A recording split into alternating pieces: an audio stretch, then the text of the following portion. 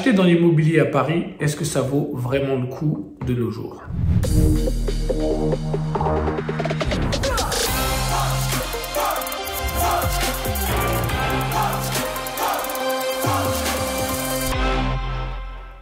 Alors bonjour, moi c'est Lionel d'ML Immobilier et sur cette chaîne on a une particularité, c'est qu'on parle uniquement d'immobilier mais plus précisément d'investissement en tant que marchand de biens, de grosses plus-values et d'achat-revente. Donc si notre contenu t'intéresse, n'hésite surtout pas à t'abonner à la chaîne et active la cloche pour avoir toutes nos notifications. Alors dans cette vidéo, je vais vous parler de ma ville qui est Paris. Est-ce que ça vaut encore vraiment le coup d'acheter à Paris? Je fais cette vidéo parce que déjà je me pose la question et puis parce que je vois que les prix sont tellement hauts et autres. Je sais que j'ai beaucoup fait des vidéos sur les points que vous m'avez demandé, mais là c'est une vidéo sur une question que je me pose. C'est pas quelqu'un qui est venu me voir, c'est moi qui ai pris l'initiative de parler de ça. Au moment où je parle, où je fais cette vidéo, le prix d'un mètre carré à Paris, selon le site Meilleurs Agents, est 10 177 €.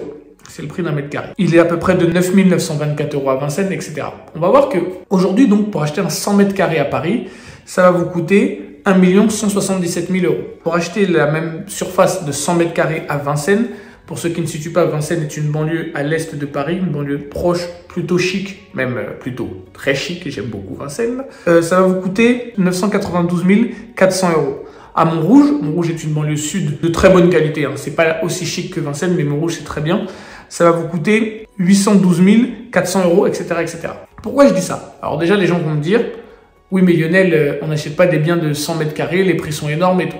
Calmez-vous. Bien entendu, au début de sa carrière, rares sont les gens qui ont ce genre d'enveloppe pour acheter un bien quand ils partent de chez leurs parents, j'en ai bien conscience.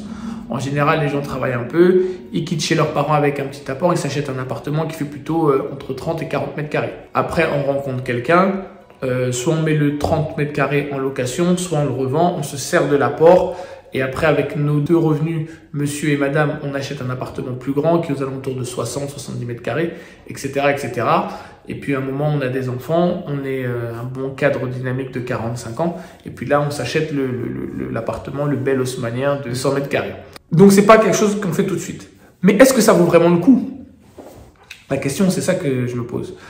Parce que quand on regarde bien, aujourd'hui, c'est une ville qui perd des habitants et honnêtement, je comprends pourquoi. J'aime cette ville, elle est pleine de beaux monuments, elle a du charme, elle est belle, mais la ville est sale, la ville est dangereuse, les écoles ne sont pas exceptionnelles. Franchement, payer un bien aussi cher pour être dans une ville dangereuse quand on est un homme, par exemple, t'as 3 filles, t'as ta femme, où tu sais que ça peut être dangereux pour qu'elle parte, parce qu'il faut bien prendre conscience que c'est le prix moyen. Tu vas quand même payer plus de 900 000 € ou plus de 800 000 € pour avoir un 100 mètres carrés dans un quartier sale et dangereux. Et je peux comprendre que les gens, ils en ont pas envie. On se rend compte que la ville de Paris perd beaucoup d'habitants et que la banlieue, elle, en gagne beaucoup.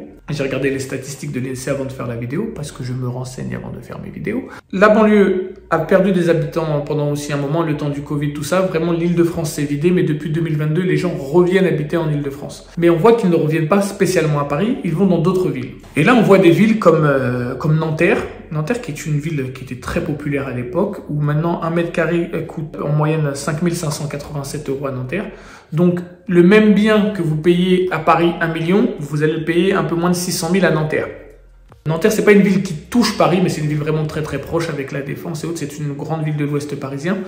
C'est pas une ville qui a une super réputation non plus, parce qu'il y a des quartiers chauds à Nanterre, mais il y a aussi des quartiers très bien.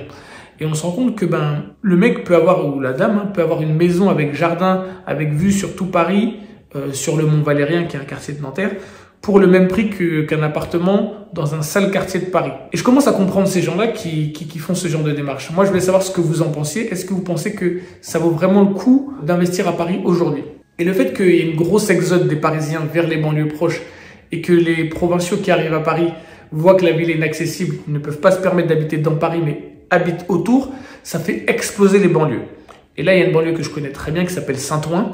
Alors Saint-Ouen, c'est une ancienne ville où il y avait beaucoup de trafic de drogue. C'est une ville qui n'était pas fréquentable du tout. Et quand je vois qu'aujourd'hui, 1 mètre carré à Saint-Ouen coûte près de 7 000 €, on est à 6 966 €, je me dis, mais c'est beaucoup plus cher qu'une ville comme Lyon, comme Marseille, comme Bordeaux. Si vous étiez à la place de quelqu'un qui devait investir pour vivre, est-ce que vous iriez plus acheter un appartement à Paris, sachant que Paris reste une valeur sûre, il ne faut quand même pas dire que Paris c'est de la merde, c'est pas du tout le point de cette vidéo. Mais est-ce que vous iriez plus à Paris ou dans une de ces banlieues qui est en train de se gentrifier Peut-être que ça marchera, peut-être que ça marchera pas. Ça dépendra des politiques qui sont menées dans les villes, ça dépendra du parti politique qui gère. C'est une question que je me pose parce que j'ai une nièce qui veut acheter d'ailleurs. Mais est-ce que ça vaut encore vraiment le coup d'aller vivre sur Paris aujourd'hui? Je vous pose la question et puis je vous dis à bientôt dans la prochaine vidéo.